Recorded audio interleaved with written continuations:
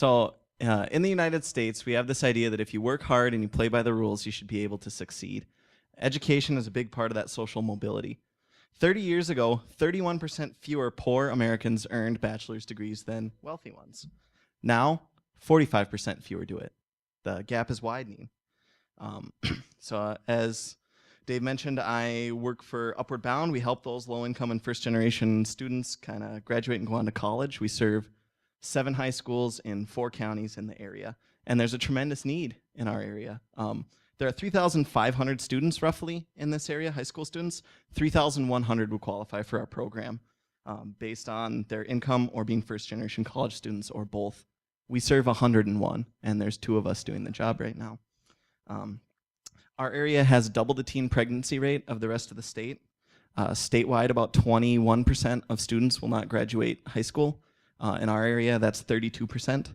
At Bemidji High School, it's 35%. 70% of students statewide will enroll in post-secondary education. Here, about 46% will. Our typical student would be like Sarah. She's smart, motivated, she has good grades, she wants to be an engineer.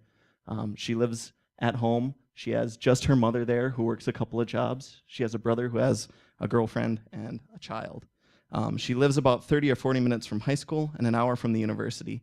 She decides to live at home her first semester, so travel becomes an issue. Snow, weather can keep her from getting there, and she doesn't have the most reliable automobile. She has a typical college car, which often breaks down. If she needs a jump start, she's got to wait for mom to get home from work. It's a big problem for her. In her first year, she doesn't make a lot of friends. She's got to work more than other people. She doesn't live in the dorms. Not a lot of her peers attended college. So she's lonely a lot.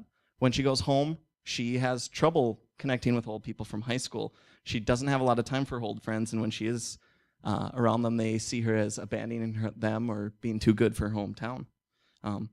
So she doesn't take out a lot of loans because most low-income students are pretty afraid of college loans. And she ends up using credit cards for emergencies, things like food, gas, books. She can't afford books for the first 2 weeks. So you add all that up, and she misses a lot of class. She falls behind. She doesn't have internet at home to email her professors or catch up. And she finishes with a 1.2 GPA her first semester, which is not so hot. She's placed on academic probation. She decides to move to an apartment near campus. She's going to save gas. It's still cheaper than the dorms. And her brother's going to move in with her. He's going to get a job in town and split the rent. Of course, it takes him a while to find work. And when his girlfriend can't watch her son and he can't, Sarah ends up taking care of her nephew. Childcare ends up being a big part of her life. It's not even her kid, but someone's got to do it. So she's missing more school. Living in the apartment is an additional financial strain that she didn't have the year before, so she takes extra shifts at work. She's working even harder than she was before as a waitress, not making a lot of money. She's still afraid of loans, not going to take out very many, and is still using that credit card. When she does have extra money, she tends to buy things like a computer, which she really needs. She puts that on her card.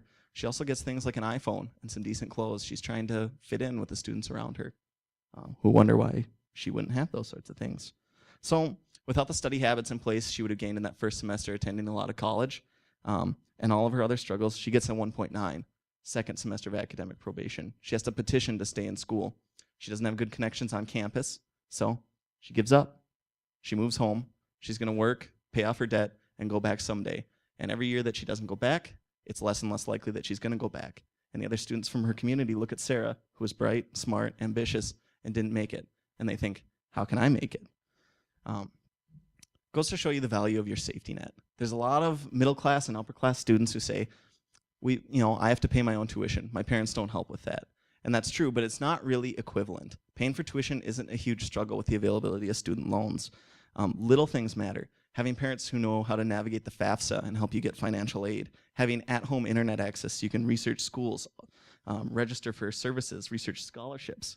Having motivated peers who are going to college.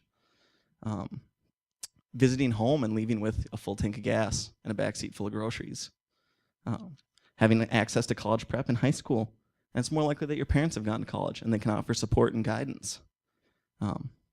You might also be under their health insurance, so getting sick isn't such a big deal. We can say that Sarah could have made better choices when it came to finances, family, obligations.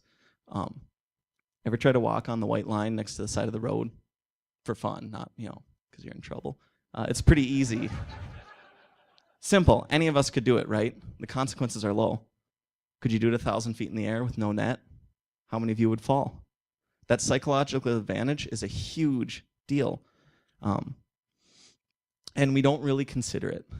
We have a lot of things that eventually need to change here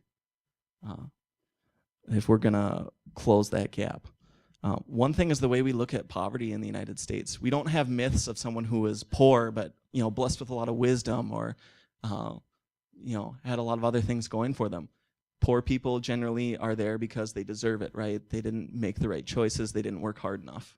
Or so what do we need to change in the future? We need a more rigorous curriculum. We need to prep students for college, starting in elementary, starting in preschool. We need to make school tougher. If you look at what other countries that are doing that are kicking our butts, like Finland, their curriculum is incredibly difficult. Students who come over here sail. We also need to increase our family value on education. We need to really push our children in this area to go on and pursue something post-secondary so they can achieve that goal of going to university someday, moving out of town, or maybe coming back but with a degree and bringing something substantial back and improving the community. Thanks.